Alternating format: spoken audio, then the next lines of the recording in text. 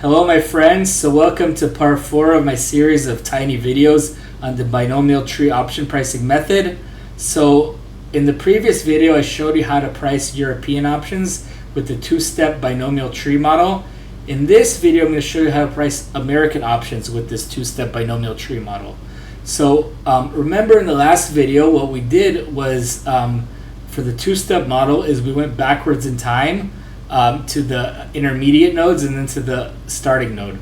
So we know the payoff of the option at the expiration date, and we had this like risk neutral probability. So we do and we called it P star. So what we did to get the value at this node was we did P star times the payoff here plus 1 minus P star times the payoff here, and then you discount it back by e to the negative RH and you get the value here.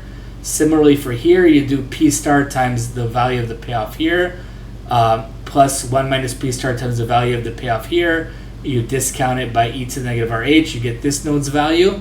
And once you have these two nodes' value, you do the same thing here. You do P star times the value of the option here plus 1 minus P star times the value of the option here times e to the negative RH, and then you get your option value at the starting time 0. Okay, great. So now we're going to show you how to do it for American options. So with American options, the only difference is now you can exercise early. So what that means is the value is not just the discounted expectation under the risk neutral probability. The value now is going to be a maximum of what you would get if you exercise early. That means basically the intrinsic value of the option, like how much it's in the money, or the discounted expectation. So let me show you a detailed example of this, and I show all my work here.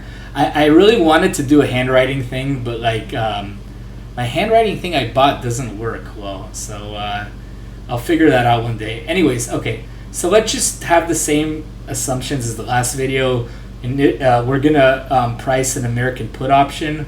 The strike price is 20. The initial stock price is 20. You can go up double, or you can go half. So U is 2 and D is a half.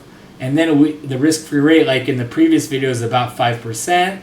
So also the time is 1 year. So H is a period of half a year. So a dollar grows from 1 to e to the RH in a period of length H. And since H is a half for half a year, this means, like in the previous video, that a dollar grows to 1.025 in a period of length H. So the discount factor is 1 over 1.025. We talked about this in the previous video.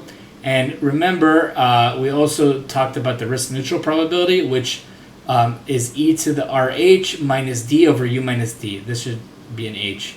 So that's 0.35. Okay, great. So now we have this risk neutral probability. Let's show you how to price the American option. So since we have a $20 put option, strike is $20, and remember we assume that the initial price is 20, it goes to 40 here, 80 here. So you would not exercise the put option if the price is 80. Why would you sell for 20 when you can sell for 80? So it's worth 0 here. Similarly here, if the stock goes up to 40 and then back down to 20, you can exercise it for 20, but like the market price is 20 anyway, so the put is worth 0. So the payoffs are worth 0 in both of these cases. So we have an easy thing here. The discounted expectation is going to be P star times 0 plus 1 minus P star times 0 times the discount factor, so it's 0. But we have to check early exercise. But if the stock went up to $40, we would not exercise the put early. So it'd be max of negative 20 or 0. So obviously that's 0. So 0 is the value at this node. Okay, great. So we have the value at this node being 0. So now we have to compute the value at this node. So this is where you'll see something different from the previous video. So the payoff is $0 at this node, as we talked about a second ago. But if the stock were to halve twice in a row, so It goes from 20 to 10 and then to 5. Then our put option, the payoff is worth 15 because the market price is 5, but we can sell for 20, so it's worth 15. And obviously, if you guys are experts in options, this is obvious for you guys. But anyways, so like you have $0 or 15. So now let's compute the two things. One is we want the discounted expectation. So we want P star times 0 plus 1 minus P star times 15. So, and then e to the negative RH is the discount factor. So this gives us basically 0.65 times 15 divided by 1.025 here. And in the previous video, we showed that's 9.51. Okay, but what's different here is we have to check the intrinsic value at this node. Like, what's the early exercise value? Okay, so the stock went from 20 to $10. So you can so if you exercise early, the payoff is going to be worth $10 because you could sell for 20, but the market price is 10. So this will give you 10. So in this case, early exercise is optimal. So that's already a difference from the previous video. So now you got the value of the option is $0 here and $10 here.